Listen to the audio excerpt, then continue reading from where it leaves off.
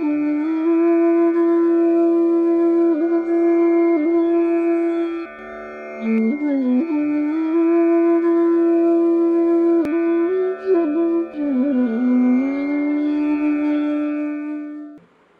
जानकारी मिल रही है कि ज़्यादातर साधक लाभान्वित होकर ही जा रहे हैं, उन्हें खुद महसूस हो रही है। लेकिन कुछ साधक हताश हैं, उनमें हैं अशोक, सचदेवा, हनुमानगढ़। क्या मैं सही कह रहा हूँ? नाराज नहीं, नाराज क्या मतलब हताश जैसे।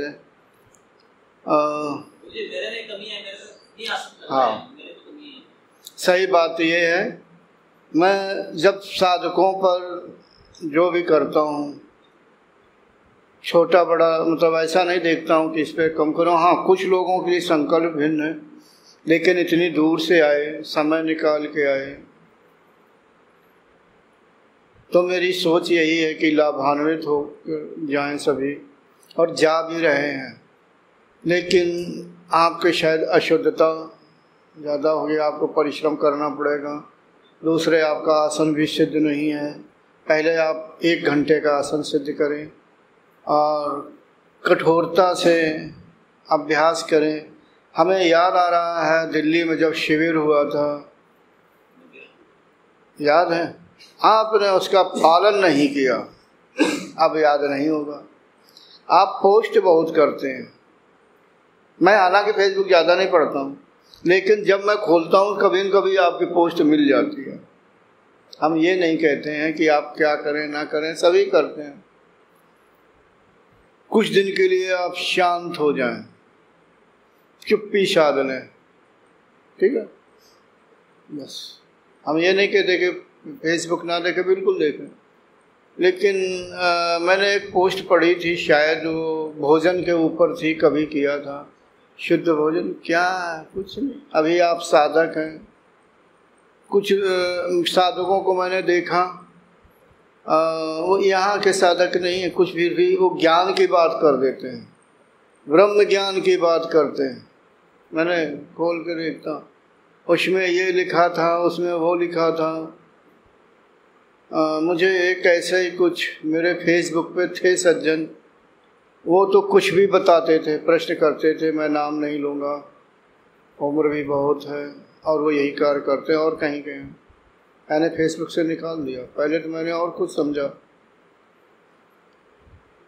मनुष्य जब इस तरह का गाइड करता है, किताबी ज्ञान तो कोई भी कर सकता है। मैं ऐसा सोचता हूँ कि इस तरह का मार्गदर्शन तभी करना चाहिए जब स्वयं का प्रैक्टिकल हो, स्वयं की योग्यता हो। कुछ ऐसे हैं पढ़े लिखे हमारे, यही का मतलब आप लोग नहीं, रिटायर हैं वो, शायद योग भी हैं क्योंकि उनके आगे एक विशेष डिग्री लगती है, आगे कोई डिग्री नहीं है। वो ऐसा किया करते हैं, अच्छा लिखते हैं यानी उत्तर देते हैं, लेकिन इससे क्या वो दिखाना चाहते हैं? पढ़े लिखे तो हैं, जब प्रोफेसर लगाएंगे तो साफ जाहिर है कि वो डिग्री ही ऐसी है, कोई देख के कहेगा। आप लोगों ने शायद कोई नहीं जानता। फिर मैंने अपने फेसबुक से अलग कर दिया। ठीक है, लोगों के प्रश्न को उत्तर देते हैं।